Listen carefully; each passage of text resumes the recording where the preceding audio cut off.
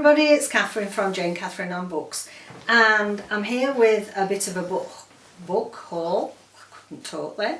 Here with a bit of a book haul. We went for a couple of days to Northumberland, which is about 2.5 hours drive further north from us, further northeast, and it's a wonderful county. Northumberland has got some beautiful beaches and beautiful countryside, and we went there for a couple of days with, well, the main intent of doing that is because one of our favourite second-hand books shops is there. It's called Barter Books. I've featured it before. Have a look back on my videos and you'll see a really lovely video that David did showing you all inside Barter Books. So I got some credits and I thought, yeah, I'll show you what I bought. And I think we've got about 15 or 16, something like that, I think. Let's have a look at let's check with Bully. 13, 14. So these were all, I unhauled some books and got a credit note, and this is what I got. So I thought I'd share them with you today. So without further ado, let's get cracking. So the first one, Snowdrops. This is by A.D. Miller. I've not read anything by A.D. Miller before. This was shortlisted for the Man Booker Prize 2011, and this is set in Moscow. It's a crime thriller, and Snowdrops not being the flower in this case, it's got rather more of a sinister connotation. It says snowdrops, that's what the Russians called them, the bodies that float up into the light in the thaw. Thought I'd give that a go. It looked very interesting. Next, Pigtopia, Pigs in Space, Kitty Fitzgerald. So this is a female friendship, quite a nice, I don't know if it's middle grade or whether it's, I think actually it's meant to be a YA. I'm not quite sure, to be honest. And it is about lovely friendship between two girls. One of them has got a dreadful disfigurement and, you know, is bullied because of that and doesn't have many friends because of that. But she and, what's the girl called?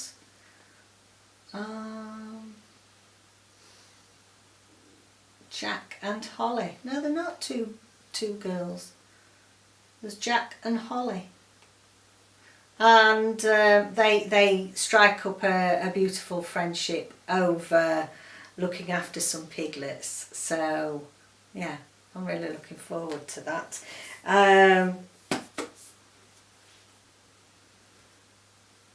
Nothing else that there's in my book about that? No. So that's Pigtopia.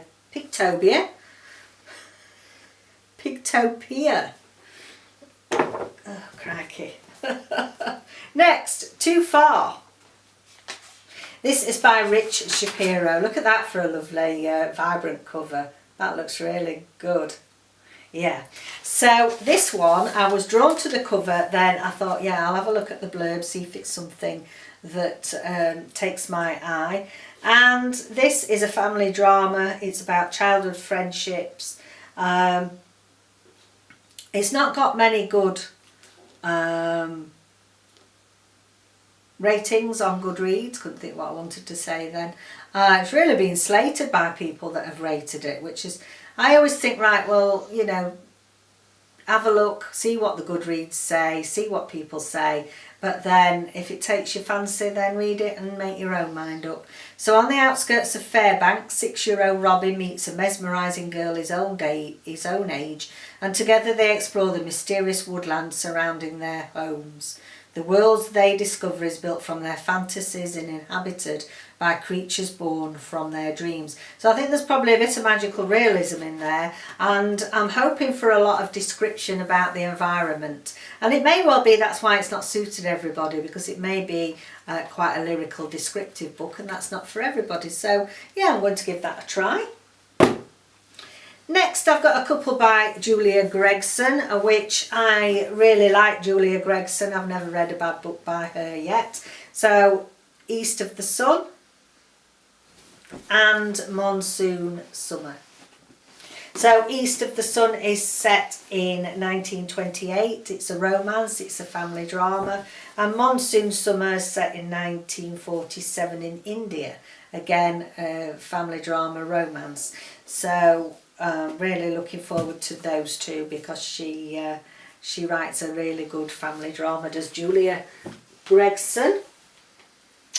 Let's have a look what else we've got. So yes, then I was excited to find some that I was needing for my sets that I'm collecting. So most of you will know that I'm reading Hamish Macbeth series set in the Highlands of Scotland, and I hadn't got Death of a Dreamer. This is by MC Beaton. So I was excited to come across that. Some of the earlier ones aren't easy to get hold of. So yeah, add that to my collection. And then, I mean, this is the last haul I did, you'll recall I came across some Corolla Dun, and I found two as well up at Barter Books. So for my Daisy Dalrymple series, I've got the case of the Murdered Nutcracker. No, it's not a nutcracker, it's a muckraker. He might have had his nut cracked, there's some blood on the floor. Oh dear. An Anthem for Doomed Youth. So that's two more for that set. So yeah, very, very pleased to find them. And I also came across a Lulu Taylor that I haven't read. So this is Her Frozen Heart. Never come across a bad Lulu Taylor either. Usually really interesting family dramas.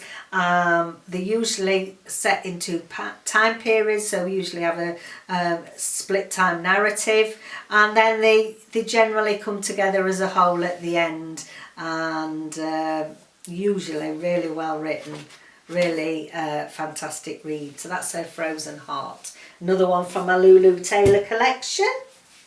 And then last few, I've not heard of this, but I thought it looked interesting. This is called Kit's Law.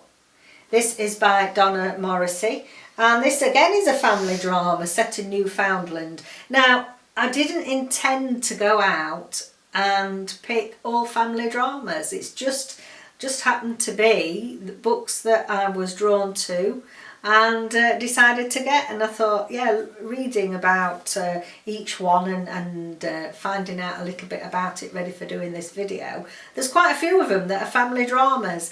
So yeah, you know, often you're guided to these things without realising it, so I firmly do believe that. I've not read a family drama for ages. In fact, I don't think I've read many this year. So obviously somebody decided it's time I read a few. So yeah, quite a few of these in this haul are good old family dramas, and Kit's Law is another one of them. And this is in the wild gully beside a village on the rocky shores of Newfoundland lives 14-year-old Kit. Her grandmother Lizzie is her anchor and her solace. Kit's mother Josie is their burden. Kit's father is unknown, one of the numerous men in the town who have used and abused Josie. Kit can fend off the town's cruel snobs and only oily do-gooders as long as Lizzie is alive. So yeah, like the sound of that one. Then next we've got Mountains of the Moon by IJK. Now, I've not come across this author before, and yeah, somebody's kindly left a postcard in of Greece. Must have been using it as a bookmark, so that's rather nice. A little added bonus there. And yeah, look at this cover. It's quite an exciting cover there. So from what I can gather, this is a new identity story. Somebody leaves prison with a new identity. And I think there's quite a lot of magical realism in here. So be interested to see what this is like. It says unputdownable by the Irish Times. It's being reproduced by Vintage, but I've not heard of this author or this title before, so that'll be an interesting one to get to. Then next, I've been looking out for this for a long time, The First 15 Lives of Harry August, and this is by Claire North. Now, a few of my friends at my library book club have read this and really enjoyed it and said they thought I would. And I've just been looking out for a copy of my own, and there it was in Barter Books. So yeah, looking forward to that. Bit of magical realism, reflecting on past mistakes. It keeps reliving the same day over and over again for 15 lives. So yeah, I've just recently reviewed The 7.5 Deaths of Evelyn Hardcastle. I reviewed that, an arc of that recently. So it'd be interesting to see if this is a similar concept to that. Yeah, don't really know too much about 15 Lives of Harry August, but it'd be interesting to see if it's similar to this Evelyn Hardcastle one. So the next one, another family drama, Frangipani. I thought, oh, this will be something to do with baking and cooking, but I don't think it is. It's by Celestine Hitiura-Vati. Hope that's pronounced correctly. It says, what a gorgeous, evocative novel. It charmed me from the beginning to end. And that was Sophie Kinsella. This was longlisted for the Orange Prize. What year was it? Was it published? First published in 2006, so a good while ago. And yeah, this takes place in Tahiti, and it's a family drama and also features mother-daughter relationships. And then finally, The Payback by Simon Koenig. Now, I've read a couple of short stories that were specially done for, you know, we have Book of the Day, Goodreads, not Goodreads. I'm trying to think what they're called, the pound ones that you can get for like Books of My Bag and times like that. They ask various authors to do a short story for their special editions, pound reads for Book Week or whatever. And yeah, there was one particular one that Simon Koenig wrote that actually really blew me away. It was amazing, and unfortunately it was the one that I sent to Kerry Ann in my the big box of books that were stolen from outside her door. So I'm really sad about that, because it really was a great short story. So I've not read any of his full-size novels and came across this one. So it says, Simon Koenig writes with his foot pressed hard on the pedal. Hold on tight. Dennis Milne is a former cop and part-time assassin. He kills the bad guys. Ho ho ho! Yes, we could do with reading that pretty soon, I'm sure, because I just really loved his short story collections. So yeah, Simon Koenig. There we go. There's the ones that I got from Barter Books. So I've got quite a few books to be going along with. Let me know if you've read any of those, or if there's any that you'd like to read yourself. Have a little chat down below, and I'll see you again next time. Bye for now.